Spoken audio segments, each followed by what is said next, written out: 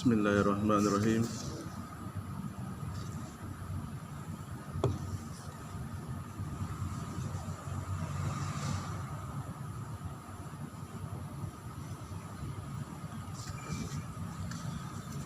Assalamualaikum warahmatullahi wabarakatuh.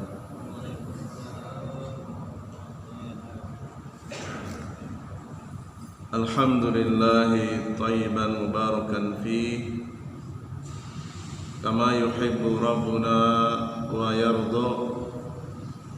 Ashhadu an la ilaha illallah wahdahu la syarika lah wa ashhadu anna Muhammadan abduhu wa rasuluhu. Wallahu ta'ala fi kitabihil karim, ya ayyuhalladzina amanu taqullaha haqqa tuqatih wa la tamutunna illa wa antum muslimun. Ya ayyuhan nasu taqu rabbakumul ladzi khalaqakum min nafsin wahidah wa khalaqa minha zawjaha wa batha minhuma rijalan katsiran wa nisaa. Wattaqullaha alladzi tasaaluna bihi wal arham, innallaha kana 'alaikum raqiba.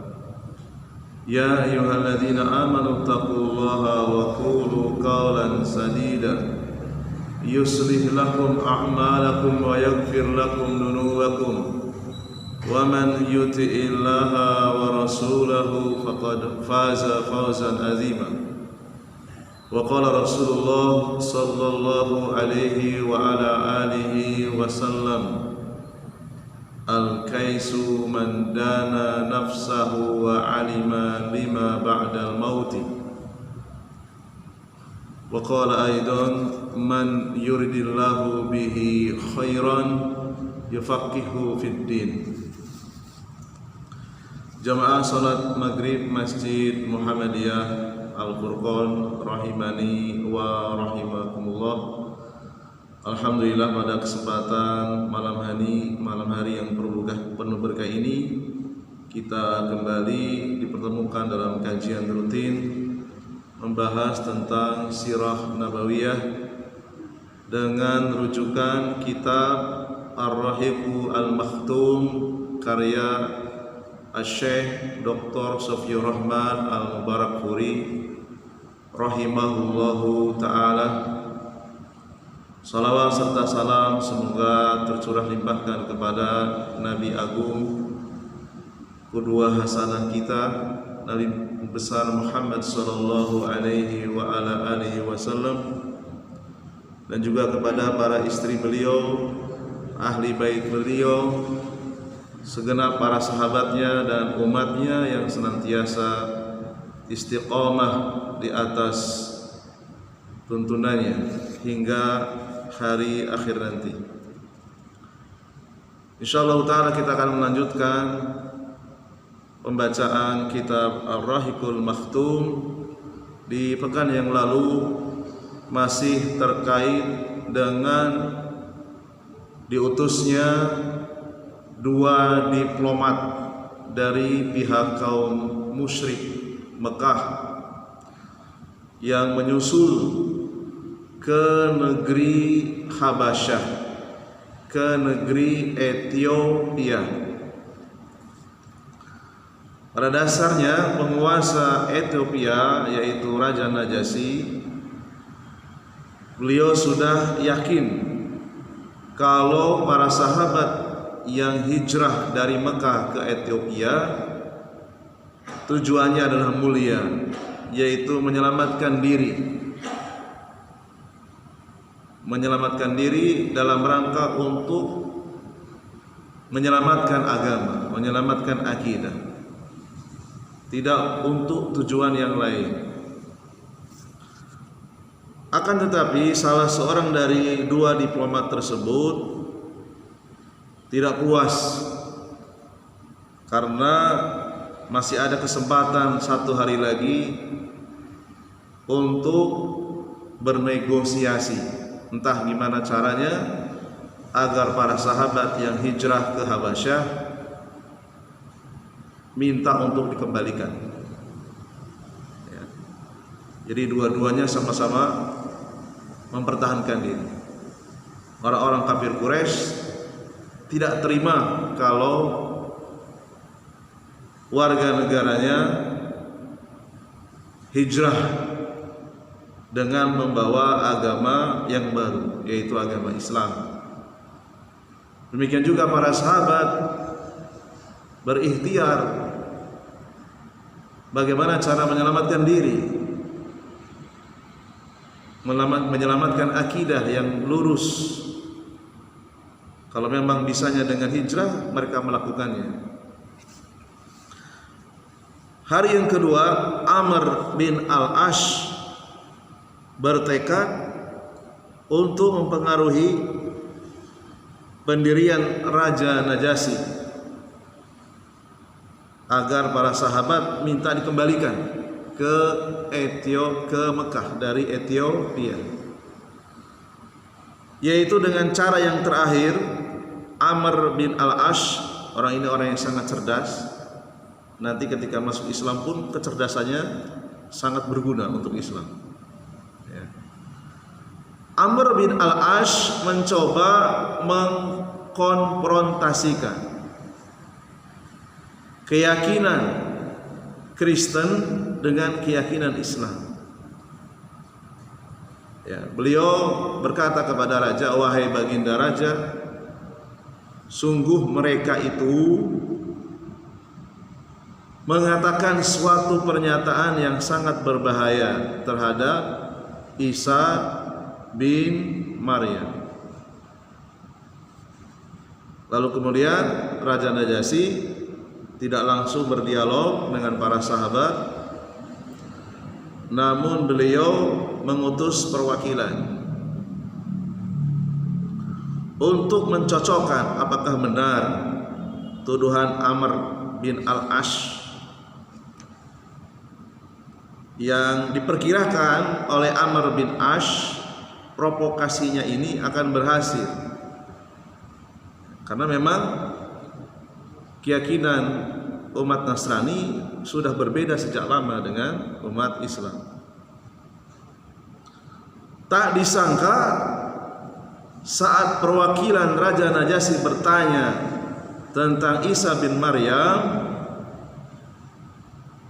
lalu perwakilan dari para sahabat diwakili oleh Ja'far bin Abi Thalib, dengan lugas beliau menjelaskan apa adanya tentang Isa bin Maryam, dijelaskan di dalam Al-Quran dan juga dijelaskan berdasarkan perkataan Rasulullah SAW.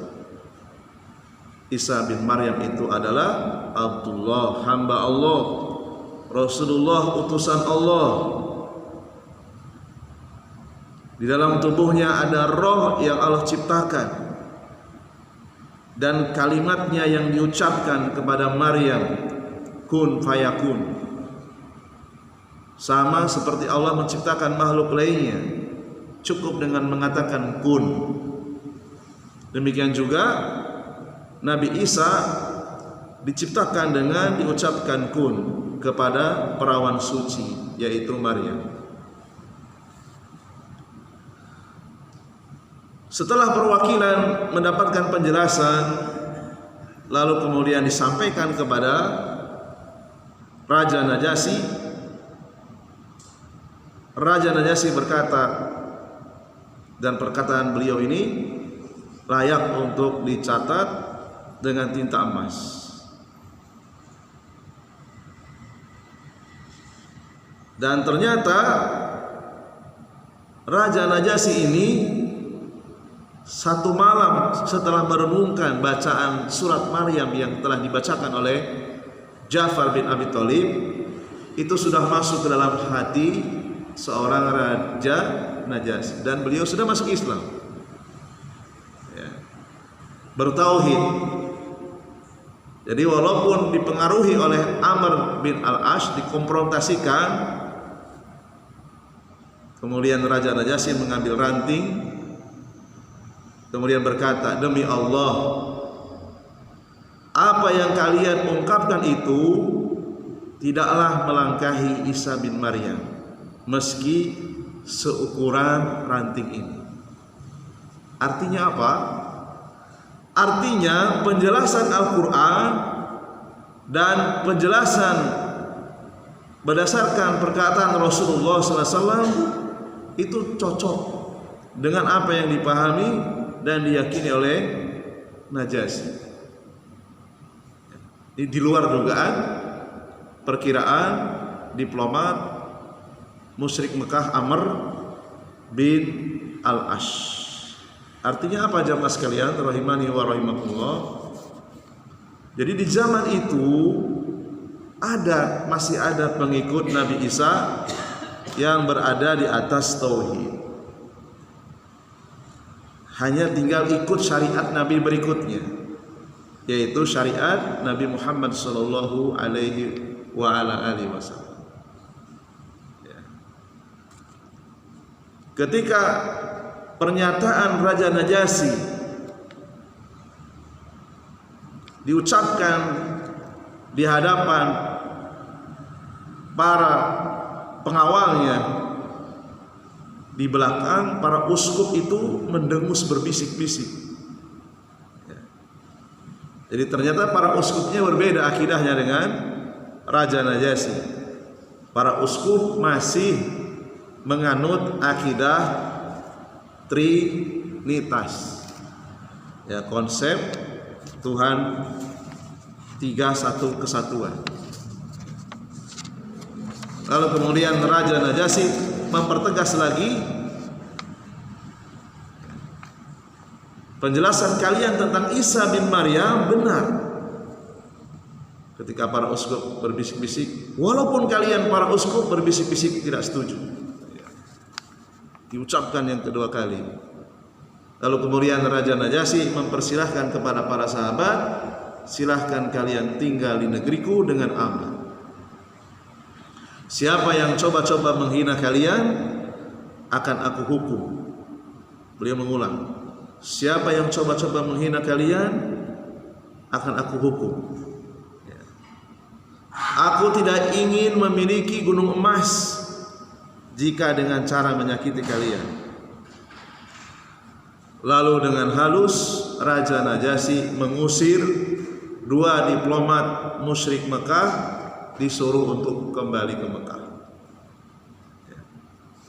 dan mengatakan kepada 2 diplomat tadi, kembalikan hadiah-hadiah yang kalian tawarkan kepadaku karena aku tidak membutuhkannya lagi. Cerita ini diriwayatkan oleh Ummu Salamah radhiyallahu anha. Kisah kemenangan para sahabat dalam beradu argumentasi antara 2 diplomat Mekah, lalu kemudian kalah, mereka pulang dengan wajah kusam, kalah telak. Jamaah sekalian rahimani wa rahimakumullah, pelajaran yang bisa kita ambil, ya, sekalipun dalam kondisi di bawah, para sahabat numpang di negeri orang, tetap mereka menjaga kejujuran, ya, tetap menyampaikan apa adanya tentang Nabi Isa, baik itu di dalam Al-Quran maupun di dalam hadis-hadis Rasulullah SAW. Mereka para sahabat sudah menancap kuat, mengkristal kuat akidah yang ditanamkan oleh Rasulullah SAW sebelum hijrah. Para sahabat siap dengan takdir Allah yang manapun. Seandainya Raja Najasyi tidak menerima mereka, paling tidak mereka sudah menyampaikan dengan jujur. Dan ternyata kejujuran itu mendatangkan keberkahan. Mereka diberikan pertolongan oleh Allah melalui Raja Najasyi. Jadi jangan takut, kejujuran itu bersama dengan pertolongan Allah. Dan sebaliknya, basa-basi yang mengandung kedustaan justru bisa mendatangkan kemurkaan Allah Subhanahu wa ta'ala. Ya, kalau kita mungkin belum tentu mampu ya dalam keadaan terusir, numpang, mikir dua kali. Ya. Kalau mengatakan sesuatu yang bertentangan dengan umumnya akidah orang-orang Ethiopia, tentu nanti akan diusir. Ya, lalu kemudian mereka bersepakat untuk menjelaskan apa adanya. Ya, ternyata Raja Najasyi sudah paham dengan dibacakan surat Maryam selama semalam, sudah paham tentang akidah Islam, dan beliau sudah masuk Islam walaupun tidak disaksikan dua ucapan kalimat syahadatnya. Ya. Jadi di dalam berdakwah, kejujuran itu adalah asas yang sangat penting. Ya. Jadi dengan kejujuran Allah Maha mampu menurunkan bantuan.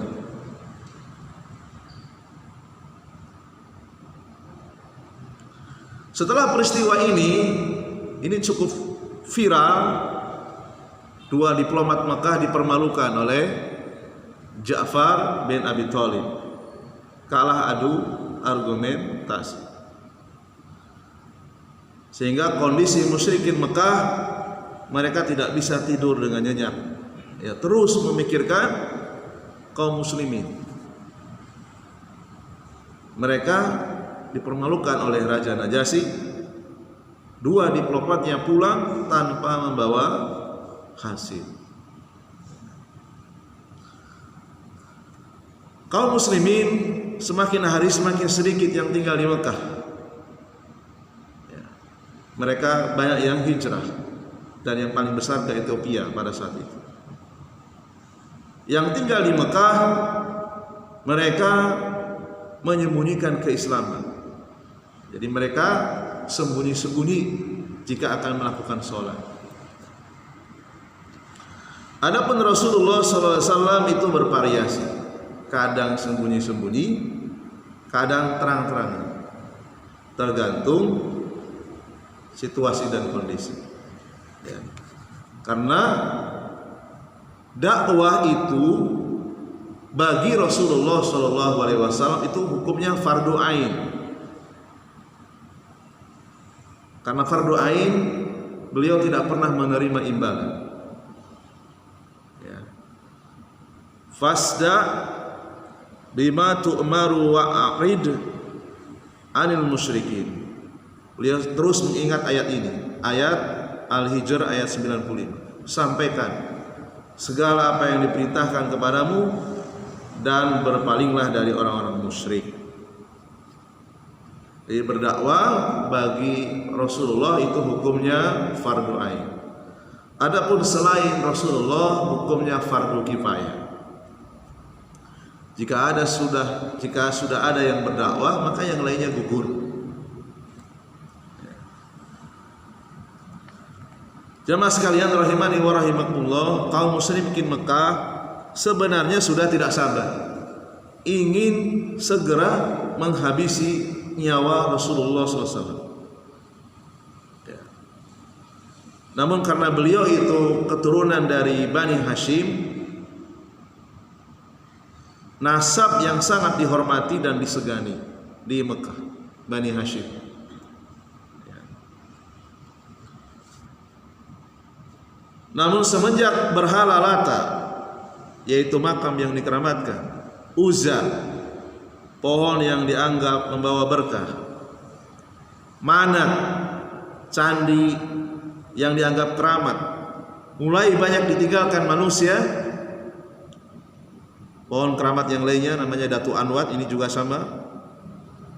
Lambat laun kejahilan manusia, kedunguan manusia itu mulai berkurang. Mulai diaktifkan akal sehatnya karena berkat kajian Rasulullah SAW siang dan malam di berbagai tempat. Akhirnya orang-orang musyrik Mekah sudah tidak tahan lagi, tidak bisa menahan emosi, tidak bisa membendung amarah. Ya. Sudah gelap mata. Dijelaskan oleh Syekh Dr. Safiyur Rahman Al-Mubarakfuri rahimahullah ta'ala, beberapa sisi gelap dari beberapa individu yang menyerang Rasulullah SAW karena sudah tidak tahan lagi, sudah tidak bisa menahan emosi. Yang pertama, Utaibah bin Abi Lahab, mantan menantu Rasulullah SAW, putranya Abu Lahab, nekat mendatangi Rasulullah SAW, terang-terangan mengatakan ana akfuru wan najmi idha hawa wa billadhi dana fatadalla. Jadi mengingkari Al-Quran, bahkan dengan menyebutkan ayatnya. Jadi ini musuh yang terang-terangan, ya. Setelah itu Utaibah bin Abi Lahab menyerang Rasulullah SAW secara fisik, yaitu dengan cara merobek bajunya dan meludah ke wajah Rasulullah, tetapi air liurnya meleset. Saat itulah Rasulullah SAW mendoakan keburukan kepada Utaibah bin Abi Lahab. Secara darah, Utaibah bin Abi Lahab ini sepupu, anak paman, mantan menantu, ya, karena pernah menikah dengan putri Rasulullah SAW. Lalu Nabi mengucapkan doa keburukan, Allahumma sallit alaihi kalban min kilabika. Ya Allah, kirimkan satu ekor anjing dari anjing-anjing ciptaanmu. Dan doa Rasulullah SAW dikabulkan oleh Allah. Karena orang yang terzolimi itu punya hak untuk mendoakan keburukan. Tidak salah, karena orang yang terzolimi punya hak. Dan di saat Utaibah bin Abi Lahab ini melakukan perjalanan safar bersama rombongan saudara lainnya ke negeri Syam, kalau sekarang Suriah, di suatu tempat yang bernama Az-Zarqa, pada malam itu ada seekor singa yang terus mengelilingi Utaibah bin Abi Lahab, mengintai. Dan ia sempat berkata sebelum diterkam, ya wailu akhi, celaka aku wahai saudara-saudaraku, huwa wallahi akili, ya, singa inilah yang akan memangsaku. Kama da'a Muhammadun ala qatalni wa huwa bimakkah wa ana bisyam. Persis seperti doa keburukan yang diucapkan oleh Muhammad untukku, ia bisa membunuhku padahal ia di Mekah dan aku di Syam.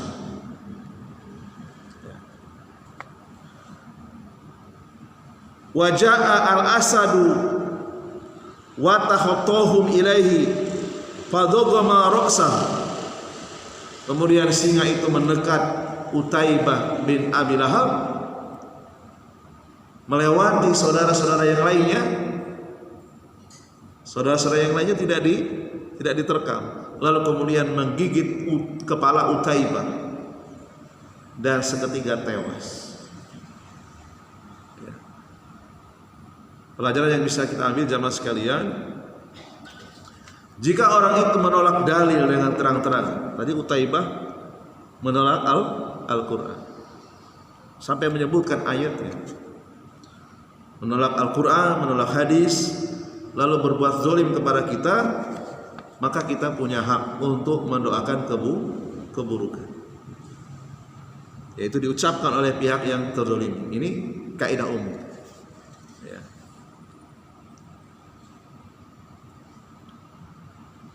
Kemudian yang kedua, seorang musyrik Mekah yang bernama Uqbah bin Abi Mu'id nekat menyerang Rasulullah sallallahu alaihi wasallam dengan cara menginjak-injak tengkuk leher bagian belakang Rasulullah sallallahu alaihi wasallam ketika sujud. Rasulullah SAW luar biasa sabarnya. Beliau tidak membalas. Karena yang diserang pribadinya. Kalau tadi Utaibah mendustakan Al-Quran. Ya. Ini baru ketika sujud. Kemudian di waktu yang lain, Uqbah ini nekat lagi. Kurang puas dia, melilitkan kain ke leher Rasulullah SAW, menariknya dengan kencang, tercekik lehernya Rasulullah SAW. Lalu kemudian Abu Bakar datang menghentikannya dan berkata, "Ataqtuluna rajulan an yakuna rabbiyallah?" Apakah kalian akan membunuh seorang laki-laki lantaran ia mengucapkan Tuhanku adalah Allah? Lalu kemudian bubar.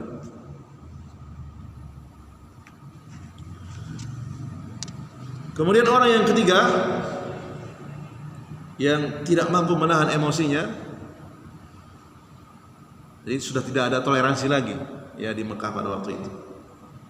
Ya, beda keyakinan aja mereka nggak mau. Ya. Yaitu Abu Jahal. Abu Jahal sama, dimulai dengan mencaci maki Rasulullah SAW, lalu kemudian dia tidak puas mencaci maki, memukul kepala Rasulullah SAW dengan batu sampai mengalir darahnya. Kejadian ini di Bukit Sofa.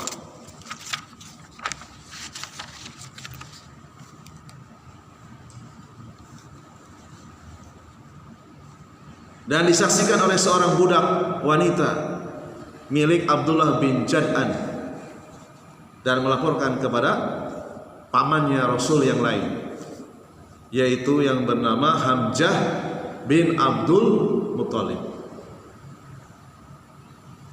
Melihat keponakannya ini direndahkan, dihina, bahkan dipukul dengan batu sampai keluar darahnya, beliau tidak terima. Ya, tidak terima. Dan mengatakan kepada Abu Jahal, ditemui Abu Jahal lalu mengatakan, "Ya Musaffir astah." Kalau terjemah sekarang, wahai orang yang hina, wahai orang yang terhina, tasattamu ibna akhi wa ana ala dinihi, tusyattimu ibna akhi wa ana ala dinihi. Apakah engkau akan menyakiti keponakanku sementara aku sudah masuk agamanya? Ini saking jengkelnya Hamzah bin Abdul Muthalib melihat keponakannya direndahkan. Dan Abu Jahal ini ternyata bergegar, takut dengan Hamzah. Darabahu bil kausi. Kemudian Hamzah membalas Abu Jahal, memukul dengan busur panah. Fasajahu sajatan munkaratan, sampai Abu Jahal ini babak belur, terluka ya. Fasara rijalu min Bani Makhzum, saudara-saudaranya Abu Jahal ikut terpancing akan mengeroyok Hamzah. Wasaro Banu Hashim, demikian juga Bani Hashim terpancing juga. Jadi dua suku ini akan bertempur, ya, membela saudaranya satu darah. Ya. Lalu kemudian Abu Jahal pun takut ya, karena status sosial Bani Hashim ini lebih tinggi dari Bani Makhzum. Abu Jahal mengatakan, "Da'au Aba Imarah." Biarkan Abu Imarah. Abu Imarah ini nama panggilan Hamzah.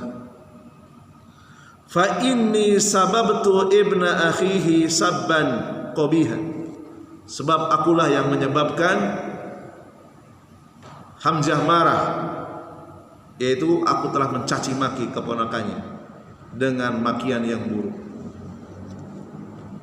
Ya.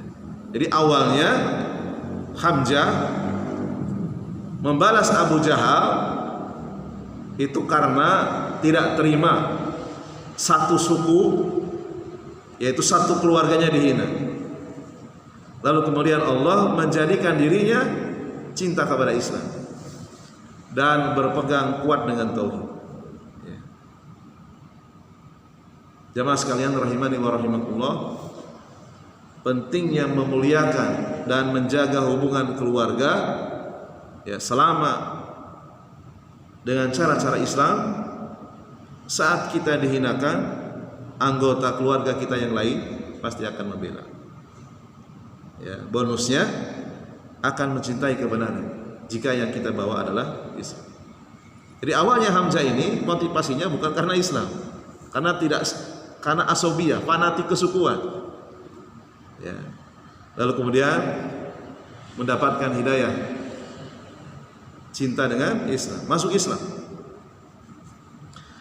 3 hari setelah masuk Islamnya Hamzah, berkat kesabaran Rasulullah SAW, orang-orang musyrik Mekah makin marah. Ya. Salah satu tokoh musyrik mereka Hamzah masuk Islam. 3 hari setelahnya Umar bin Khattab masuk Islam. Ya. Jadi Nabi Rasulullah SAW walaupun beliau sering disakiti oleh Abu Jahal, Rasulullah tidak pernah membalas. Ya. Kita mungkin tak mampu, ya, kita nggak mampu diserang dengan cacian, dengan fisik. Rasulullah tidak pernah membalas. Bahkan Rasulullah SAW sering mengucapkan doa, Allahumma a'izal islama bi ahabi rajulaini bi Umar ibnil Khattab au bi Abi Jahlin bin Hisham. Ya Allah, muliakan Islam dengan salah satu dari 2 laki-laki yang lebih engkau cintai, Umar bin Khattab atau Abu Jahal bin Hisham. Ya, ini luar biasa ya. Walaupun Rasulullah sering disakiti oleh Abu Jahal, beliau tetap masih berharap, ya, sering mendoakan.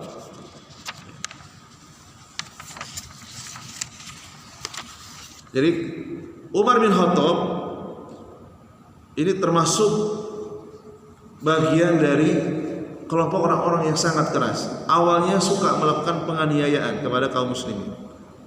Ya. Punya sikap yang sangat tegas dan harga dirinya sangat tinggi. Ya. Pada awalnya Umar bin Khattab mulai tertarik dengan Islam itu saat mendengar bacaan Rasulullah SAW ketika Rasul membaca surat Al-Haqqah, innahu laqaulu rasulin karim, sesungguhnya Al-Quran benar-benar wahyu yang diturunkan kepada Rasul yang mulia. Wa ma huwa biqauli syair qalilan ma tu'minun, Al-Quran bukanlah perkataan seorang penyair, sedikit sekali kamu yang beriman kepadanya. Wala biqauli kahin qalilan ma tazakkaru, dan Al-Quran bukan pula perkataan tukang tenung, sedikit sekali kamu yang mengambil pelajaran darinya. Inilah awal Umar bin Khattab tertarik dengan Islam gara-gara mendengar Rasulullah SAW membaca surat Al-Haqqah. Jadi beliau orang Arab, tidak perlu penerjemah, jadi langsung tahu maksud bacaan Rasulullah SAW.